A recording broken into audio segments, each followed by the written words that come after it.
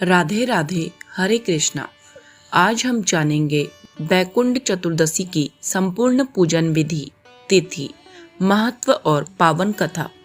यह व्रत भगवान श्री विष्णु और भगवान शिव दोनों की कृपा पाने का अद्भुत अवसर देता है। मान्यता है कि इस दिन विधिवत पूजा करने से पाप नष्ट होते हैं, जन्म मरण के बंधन से मुक्ति तथा मोक्ष की प्राप्ति होती है। शुक्ल पक्ष की चतुर्दशी तिथि को बैकुंठ चतुर्दशी मनाई जाती है। इस दिन भगवान विष्णु और भगवान शिव की पूजा करने का खास महत्व होता है। मान्यता है कि ऐसा करने से बैकुंठ धाम की प्राप्ति होती है। साथ ही इस दिन शुभ मुहूर्त में विष्णु जी और भगवान शिव की आराधना करने से जातक को मोक्ष की प्राप्ति भी हो सकती है। देवउठनी एकादशी पर भगवान विष्णु 4 माह के बाद जागते हैं। ऐसे में बैकुंठ चतुर्दशी पर शिव जी और विष्णु भगवान की पूजा की जाती है। तो आइए विस्तार से जानें बैकुंठ चतुर्दशी पर पूजा का शुभ मुहूर्त, विधि और कथा। बैकुंठ चतुर्दशी 2025 पूजा शुभ मुहूर्त 3 नवंबर सोमवार के दिन मध्य रात्रि के बाद यानी 2:06 से चतुर्दशी तिथि का आरंभ होगा। वही 4 नवंबर मंगलवार को रात में 11:37 पर इस तिथि का समापन होगा। ऐसे में बैकुंठ चतुर्दशी 4 नवंबर को मनाई जाएगी। इस दिन पूजा करने का सबसे शुभ मुहूर्त शाम को 5:35 से लेकर 7:34 तक रहेगा।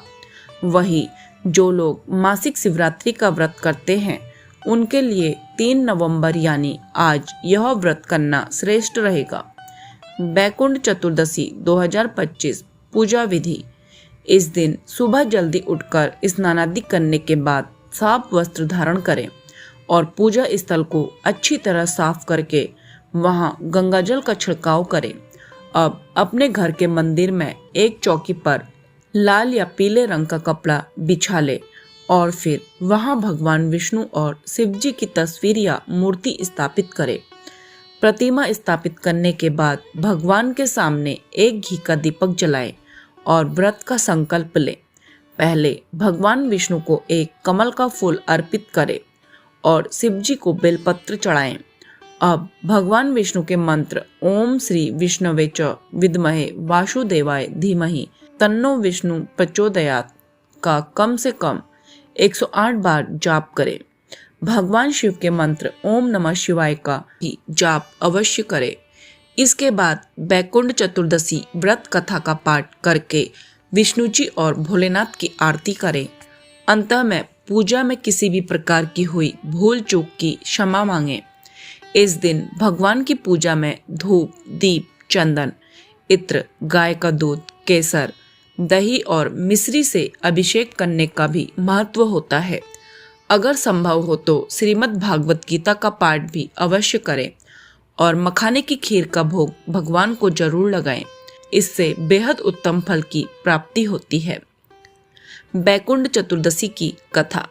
एक बार नारद जी पृथ्वी लोक से घूमने के बाद बैकुंठ धाम पर पहुंच जाते हैं। वहां भगवान विष्णु उन्हें आदरपूर्वक बिठाते हैं और प्रसन्नता के साथ उनके वहां पहुंचने का कारण पूछते हैं। इस पर नारद जी कहते हैं, हे प्रभु, आपने अपना नाम कृपा निधान रखा है और इससे केवल आपके प्रिय भक्त ही मोक्ष की प्राप्ति करने में सफल होते हैं। वही जो सामान्य नर नारी हैं वो सभी इससे वंचित रह जाते हैं। ऐसे में आप मुझे कोई ऐसा सरल मार्ग बताइए जिससे सामान्य भक्त को भी आपकी भक्ति से मुक्ति प्राप्त हो सके। नारद जी की बात सुनकर विष्णु जी बोले, हे नारद, मेरी बात ध्यान से सुनो।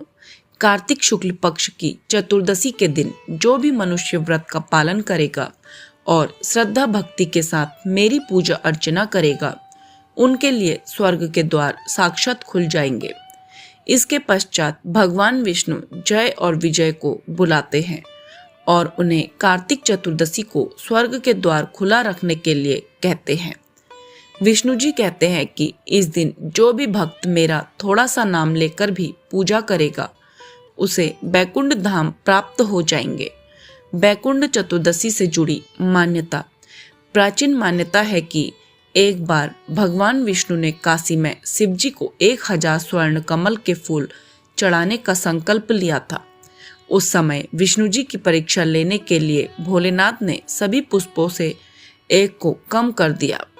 जब विष्णु जी को यह ज्ञात हुआ कि उनके फूलों में एक फूल कम है, तो वो अपनी कमल नयन नेत्र को समर्पित करने लगे। उसी वक्त शिव जी उनकी भक्ति से बहुत प्रसन्न हो गए और प्रकट होकर कहा कि कार्तिक मास की शुक्ल पक्ष चतुर्दशी को बैकुंठ चौदस के नाम से जाना जाएगा। इस दिन जो व्यक्ति विधि विधान से पूजा और व्रत करेगा, उसे बैकुंठ धाम की प्राप्ति होगी। तो दोस्तों, यह थी बैकुंठ चतुर्दशी की पावन कथा और संपूर्ण पूजन विधि। भगवान शिव और श्री विष्णु दोनों की कृपा आप सभी पर बनी रहे। जय शिव शंभु, जय श्री हरि, हर हर महादेव, हरे कृष्णा।